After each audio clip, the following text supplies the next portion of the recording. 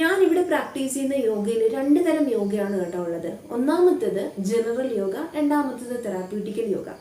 General yoga എന്ന് പറയുന്നത് ഏത് പ്രായക്കാർക്കും നമുക്ക് ചെയ്യാം, പക്ഷെ ഒരു ഡിസീസോ ഒന്നുമില്ലാണ്ട് പെർഫെക്റ്റ് ആയിട്ടുള്ള ഒരാൾക്ക് ചെയ്യാൻ പറ്റുന്നതാണ് ജനറൽ യോഗ. തെറാപ്യൂട്ടിക്കൽ യോഗ എന്ന് പറയുന്നത് ചില ഡിസീസ് കണ്ടീഷനിൽ നമ്മൾ പലതും നമുക്ക് ചെയ്യാനായിട്ട് പാടില്ല.